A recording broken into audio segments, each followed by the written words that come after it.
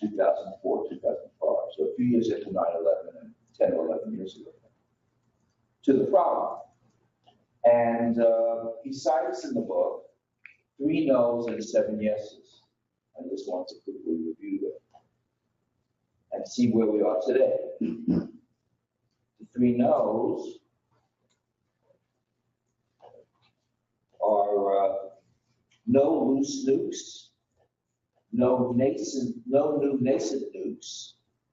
I really don't like the term nuke. It's like a slang term. It's not used by any serious person who listens. And no new nuclear weapon states. So no loose nukes. So that gets to the question, could there be a nuclear weapon, completely fabricated weapon, that could disappear or be sold or hijacked or stolen from a facility in Russia, in Pakistan, in the US, in China, in North Korea, or whatever. And that's a continuing problem that requires a lot of security measures to ensure that the probability of such an eventuality is low. What it doesn't include, because this was 10 years ago, it doesn't include what's called now the insider problem. You've got people working on weapons inside who are helping the terrorists outside. And that's become a much bigger issue with ISIS. The second, no new nascent nukes. So you might say this is where an argument that the Iran agreement is an effort to forestall new nascent nukes in Iran. And no new nuclear weapon states. Well, since 2004, there really haven't been any nuclear weapons. So North Korea had already detonated, they had already declared, they had already got the NPT. So we had the classical declared 5 nuclear states: U.S., Russia, China, Britain, France, and China. Chronologically, then we had Israel with its unique position of not being the nuclear state or not being the nuclear state, and never having tested, never having declared. And then 2 new declared states, India, Pakistan, in the late 90s, 98, and now North Korea since. So we've had those, that's 5, 6, 8, 9 nuclear weapon states. We've had Israel, and most analysts in the Western world, Israel has about 150 to 200 deliverable nuclear weapons, but they're all deployed now. So there's been some progress on the 3 no's, but it hasn't been completely shut off. Now also, Allison spoke about many of the groups. There'll be all kinds of fringe groups, cartels, criminal organizations. This seems to be less likely today, although one doesn't know. And the focus, of course, now has turned very much toward it still is on Al-Qaeda, and now, of course, also includes ISIS. And the reason that Al-Qaeda is still viewed as a potential purveyor of these weapons, Al-Qaeda is in deep competition with ISIS. So they're looking for ways to really spur recruitment and funding. What could be better than one-upsmanship? Would they beat ISIS to the punch to do the kind of thing you talked about just earlier? And Al-Qaeda still has significant capabilities. But having said that, ISIS is where the primary attention is now in terms of nuclear terrorism. Now the yeses.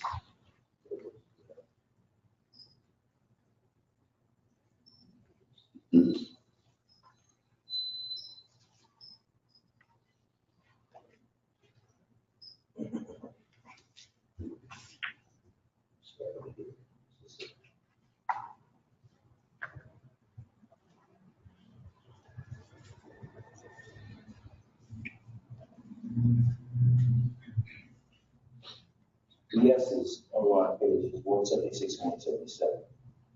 But making the prevention of nuclear terrorism an absolute national priority. Now, it took a long time. But I would say now it is a national priority. Whether it is at the top does not matter. just a little bit of background. After Obama came in 09, he articulated 4 elements to his nuclear policy.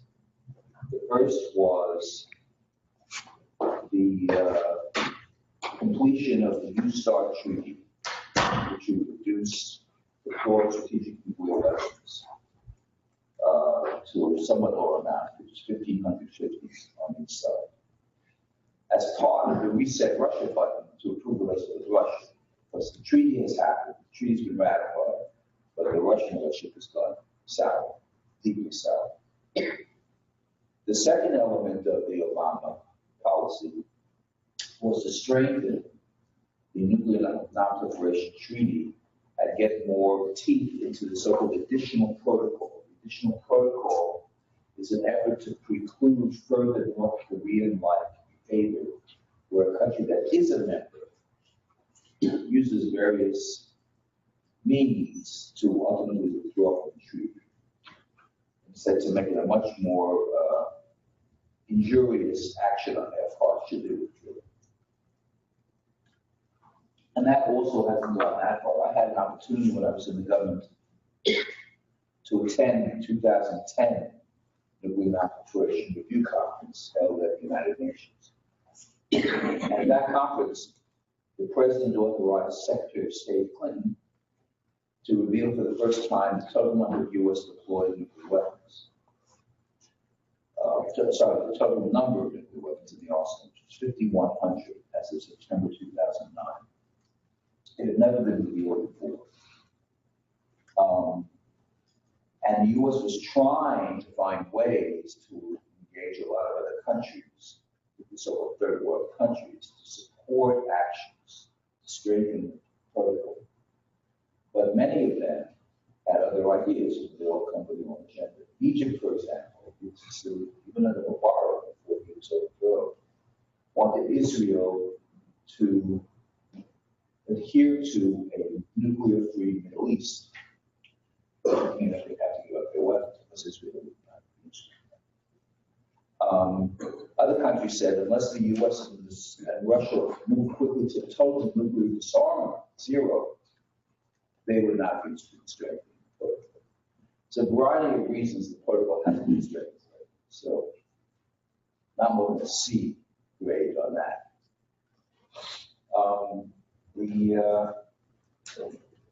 A third key element was the initiation of nuclear security summits, and this was focused directly on the nuclear terrorism problem.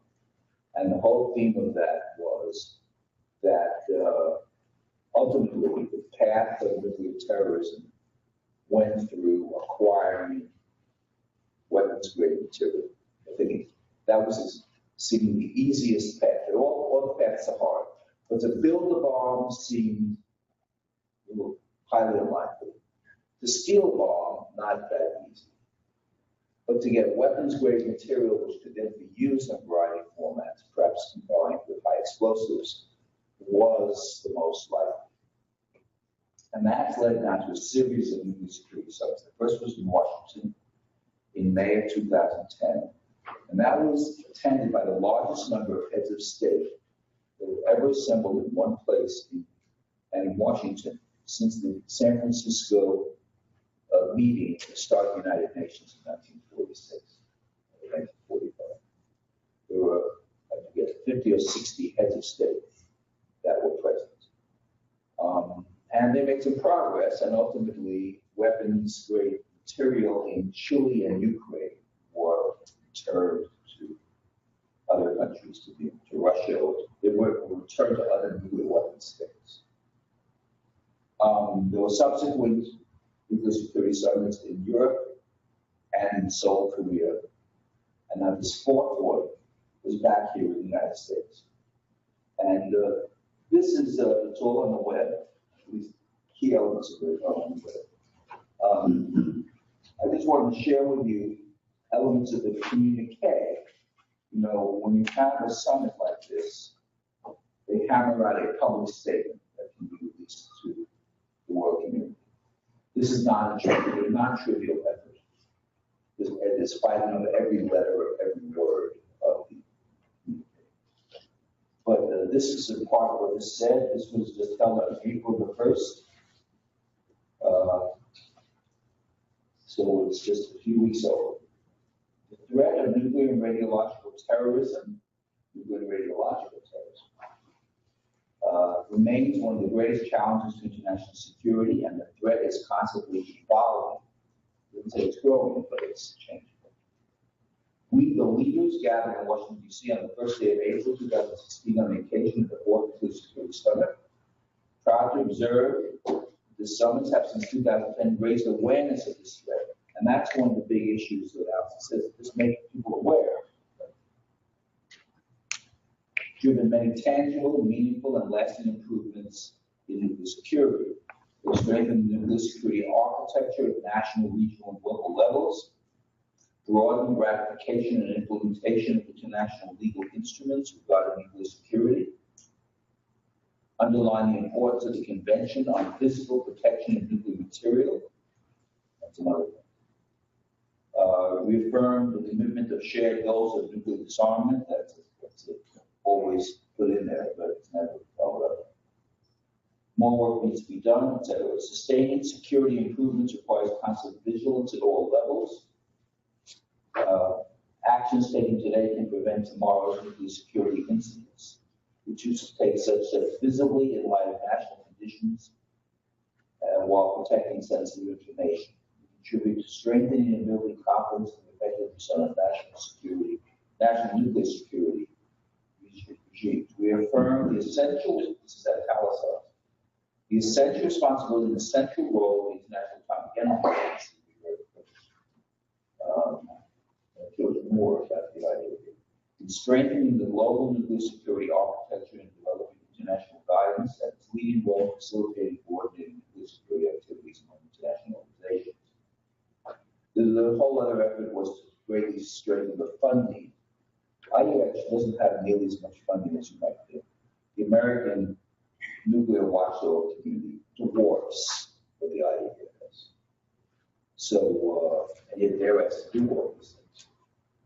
So in terms of equipment, personnel, and all the rest. They seek to maintain the international network of officials and government experts, et cetera, et cetera. And they, other things, the UN, Interpol, and there are several other agreements that are in place. But it says, at the end, the 2016 summit marks the end of the nuclear security summit process in this format. Why? Because Obama's been pushing it. He's the enormous. We don't know if this will continue. We affirm that the communication in 2010, 12, and 14, and the work plan in 2010 will continue to guide our efforts to implement.